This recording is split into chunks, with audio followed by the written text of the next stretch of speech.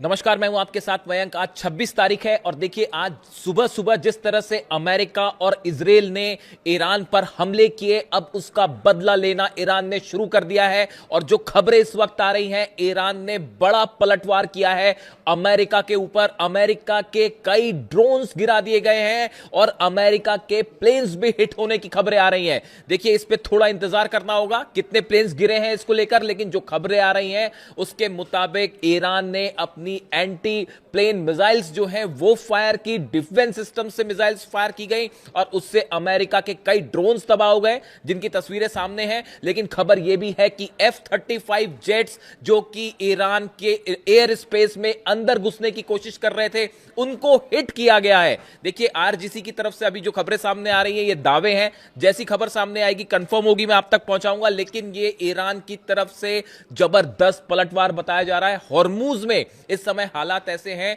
देखिए जो दावा हो रहा है ईरान की तरफ से कि अमेरिका के कई प्लेन्स ने, फाइटर जेट्स में, जिसमें F-18 शामिल थे, F-35 शामिल थे, उन्होंने टेक ऑफ किया अब्राहम लिंकन से, एयरक्राफ्ट कैरियर से, और वो ईरान के एयर स्पेस के अंदर घुसने की कोशिश कर रहे थे। इसी दौरान ईरान की तरफ से जबरदस्त मिसाइल्स हमले किए गए, पलटवार किया गया, जिसके चलते कई ड्रोन्स गिरे हैं, प्लेन्स भी हिट होने की खबरें हैं और बाकी के जो काफिला लेके घुस रहा था अमेरिका, वो वापस लौट पड़ा है, उसे पीछे हटना पड़ा है। इतनी ही खबर नहीं है, खबर यह भी है कई एंटी शिप मिसाइल्स फायर की गई है, अबू मेहदी मिसाइल्स फायर की गई हैं और अमेरिका के कई जहाज जो कि फारस की खाड़ी के आसपास थे, उन्हें पीछे हटाना शुरू कर दिया है अमेरिका ने, क्योंकि ईरान की मिसाइल सीधा हिट कर सकती हैं अमेरिकन वॉरशिप्स को। जो इस वक्त की खबरें हैं, देखिए अमेरिका के प्लेन्स जो आ रहे थे वो वापस भागने को मजबूर हुए, इस तरह की खबरें हैं। इसके अलावा जो आज सुबह जो हमले हुए, उन हमलों को लेकर एक बड़ा अपडेट है। देखिए आपने खबरें सब तरफ देखी होंगी, कई आइलैंड्स पर हमले हुए हैं। लारक, मैंने 5 आइलैंड्स आपको बताए थे, लारक पे हमले हुए हैं, खार्ग आइलैंड पर हमले हुए, केशम आइलैंड्स पर धमाके की खबरें हैं। लेकिन इसके साथ एक बड़ी खबर अब यह भी आ रही है कि ईरान के 2 न्यूक्लियर साइट्स के पास भी धमाके की खबरें हैं। अभी इसके बारे में और डिटेल आएगा, मैं आप तक पहुंचाऊंगा। खबर यह है ईरान के 2 न्यूक्लियर साइट्स पर धमाके की खबरें हैं, उन्हें निशाना बनाने की कोशिश की गई है और यह हमले इजराइल की तरफ से किए गए।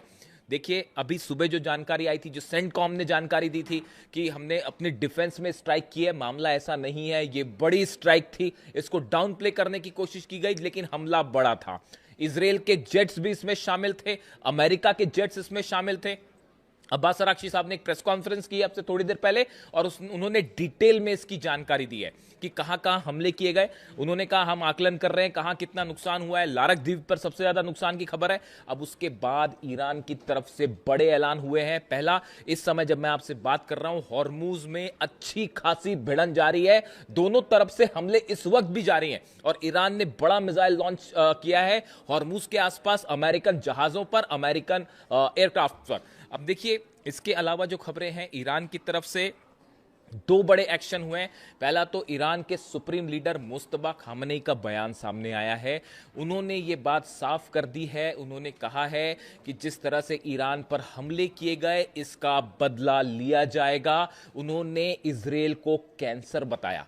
उन्होंने ये कहा जैसे कैंसर का ट्यूमर होता है उस तरह से इजराइल है और इजराइल को नक्शे से मिटा दिया जाएगा, इजराइल को खत्म कर दिया जाएगा। इस तरह की बात, इस तरह का संदेश मुस्तफा खामनेई साहब की तरफ से आया है। जिस तरह से हमले हुए उसके बाद, यानी अब यह तय माना जा रहा है कि ईरान इजराइल पर एक बड़ा अटैक करेगा।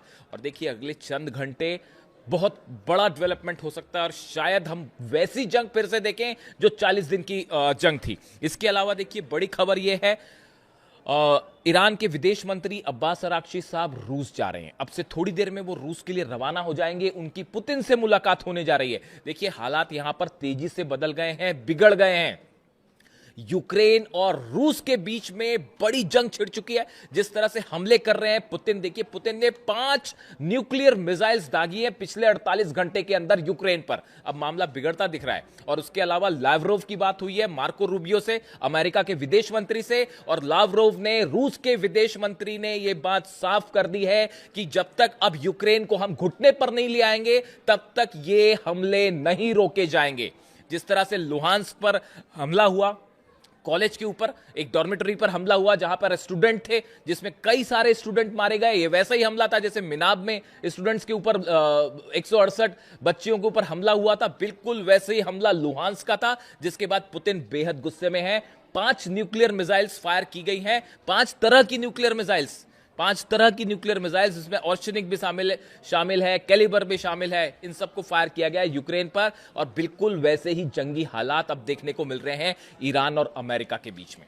देखिए, मैं फिर से इस बात को रिपीट करूंगा, पूरी दुनिया में जितने पत्रकार हैं, जितने न्यूज चैनल्स हैं, जितने पॉडकास्ट चल रहे हैं, सबका स्टैंड ये था कि ईद के पहले हमला नहीं होगा, हज के बीच में हमला नहीं होगा।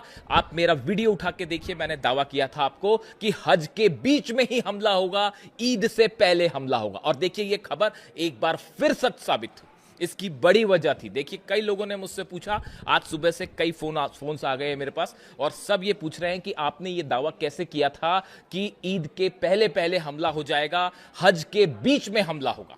कई लोगों ने ये सवाल पूछे। आप इकलौते ऐसे पत्रकार हैं जिनका ये दावा था कि हज के बीच में हमला होगा, ईद के पहले आपने कैसे दावे किए? देखिए, इसकी 2-3 बड़ी वजह थी।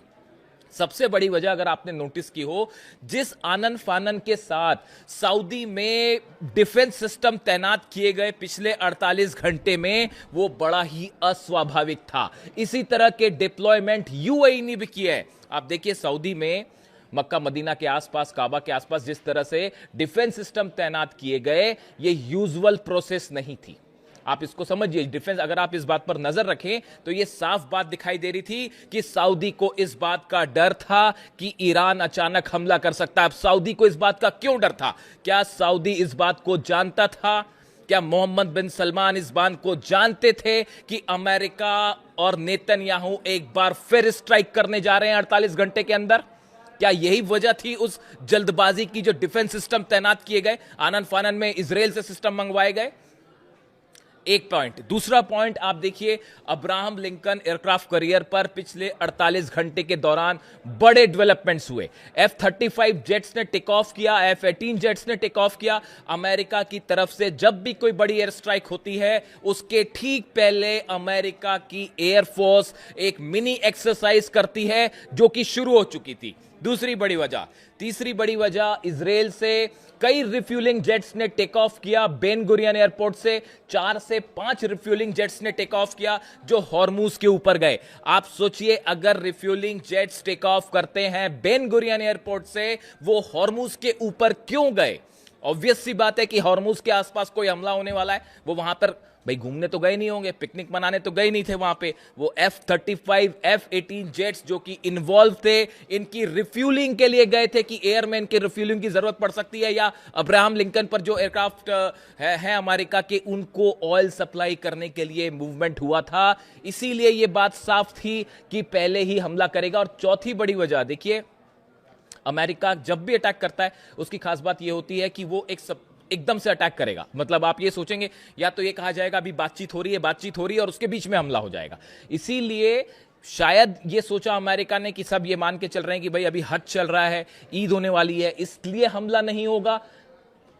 सरप्राइज करने की कोशिश की गई ईरान को, और बीच में हमला कर दिया गया। ये वैसा ही था जैसे अली खामनेई साहब पर हमला हुआ। इसीलिए आपको कहते हैं कि जो पुराने ट्रेंड्स हैं उससे सीखना पड़ेगा, आपको समझना पड़ेगा।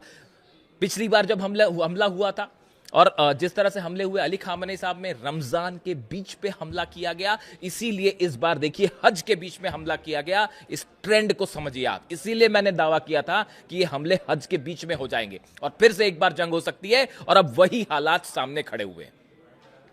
एक बार फिर धोखा हुआ। बड़े सारे लोग मुझसे पूछ रहे थे कि भाई आप डील के पक्ष में क्यों ना हो, किससे डील की जाए और क्या डील की जाए? उनसे जो हमले कर रहे हैं, कैसे डील हो सकती है? बड़े बड़े तमाम दावे हुए, कितने लोग जो है वो खबरें चली कि अब ये डील हो गई है, वो डील हो गई है, ईरान यूरेनियम दे देगा। सब बेसलेस और फर्जी खबरें थी जो फैलाई गई थी पब्लिसिटी स्टंट के लिए। हमने डंके की चोट पे बात कही थी कि डील नहीं होगी, ईरान यूरेनियम देने का कोई सवाल ही नहीं है। और देखिए ये खबर भी साबित हुई। याद रखिएगा इस बात को। जितने दावे हमारे हो रहे हैं, बड़ी रिस्पॉन्सिबिलिटी के साथ मैंने दावे किए और सब के सब सच साबित हो रहे हैं। आप उठा के देख लीजिए, क्या किसी और शख्स ने यह बात कही थी कि हज के दौरान हमला होगा या ईद के पहले हमला होगा? सिर्फ हमने कहा और यह खबर साबित हुई सच। और आप और देखिए, ईरान की तरफ से बहुत बड़े पलटवार की तैयारी कर ली गई है। और जो मुस्तबा खामनेई साहब का जो संदेश आया है, हम इजराइल को मिटा देंगे, ये एक संदेश है इस बात का, ये इशारा है इस बात का कि इजराइल के ऊपर बहुत बड़ा हमला होने जा रहा है। देखिए ये हमले क्यों हुए, इसकी कई वजह भी सामने है। सबसे बड़ी वजह है तो ईरान जो है अपेरेंटली कि भाई ईरान अपना यूरेनियम देने को तैयार नहीं है। ये बात साफ बता दी गई है अमेरिका को। जितने 5 देश अरब देशों के निगोशिएट करना चाह रहे थे, पाकिस्तान के नेता वहां पे थे, आर्मी जनरल वहां पे थे, इन सबको साफ साफ बता दिया गया था ईरान अपना यूरेनियम नहीं देगा, हम न्यूक्लियर मुद्दे पर कोई बात नहीं करेंगे। तमाम दावे हो रहे थे यूरेनियम यहां चला जाएगा, यूरेनियम वहां चला जाएगा, सब फर्जी खबरें थी, फैलाई गई थी। बात नंबर 1। बात नंबर 2, आप देखिए एक बड़ी लॉबी काम कर रही है। आप मेरा कल का वीडियो उठा के देखिए, मैंने कई लोगों के नाम लिए थे जो खबरें हैं वेस्टर्न मीडिया में खबरें हैं। देखिए मार्क डूडोविट्स डोनाल्ड ट्रंप के करीबी हैं, लिंडसे ग्राहम आप जानते ही हैं, टेड क्रूज, ये वो नाम है, ये इनको बड़ी लॉबी माना जाता है इजराइल की, जो कतई नहीं चाहते कि किसी तरह की डील हो जाए। नेतन्याहू कतई डील नहीं होने देंगे, और अगर डील होती भी है तो उसको फिर से तोड़ दिया जाएगा जैसे 2015 के पैक्ट को तोड़ा गया। इसीलिए ईरान विश्वास करने को तैयार नहीं है। इसीलिए मुस्तफा खामेनी कह रहे हैं कि हम विश्वास नहीं करेंगे। और अब हालात ये है, देखिए बड़ी इस समय ईरान खास तौर पर हॉर्मुज में, चूंकि हमले आइलैंड्स पर हुए, इसलिए अभी पूरा फोकस जो है हॉर्मुज में, और हॉर्मुज में इसको जंग कहते हैं, सीधी सीधी जंग छिड़ी हुई है। लेकिन अगले चंद घंटों में ईरान की तरफ से बड़ा मिसाइल अटैक हो सकता है। और देखिए अब्बास अरागची साहब तुरंत पुतिन से मिलने भी जा रहे हैं। हो सकता है कि इस मुलाकात के बाद एक्शन देखने को मिले, लेकिन फिलहाल ईरान की तरफ से हॉर्मुज में कई मिसाइल्स फायर की गई हैं, और उसमें अभी कितना नुकसान है अमेरिका को, ये थोड़े वक्त पर सामने देखने को मिलेगा। लेकिन अभी हालात ये है कि ये बात साफ हो चुकी है कि कोई डील जैसी संभावना नहीं है, पूरी तरह से खारिज है। अब्बास अरागची साहब की प्रेस कॉन्फ्रेंस थी अब से थोड़ी देर पहले, और जो बातें उन्होंने कही, उन्होंने कहा कि हमारे को बिल्कुल बदला लेने का पूरा अधिकार है। उन्होंने कहा इंटरनेशनल लॉ, यूनाइटेड नेशंस के चार्टर को अमेरिका ने तार तार कर दिया है। हम एक बार फिर बात कर रहे थे, इजराइल की तरफ से बीच में ये हमले हुए हैं, तेहरान पर भी हमले हुए हैं, तेहरान के आसपास भी धमाके हुए हैं, 2 न्यूक्लियर साइट्स पर धमाके की खबरें हैं।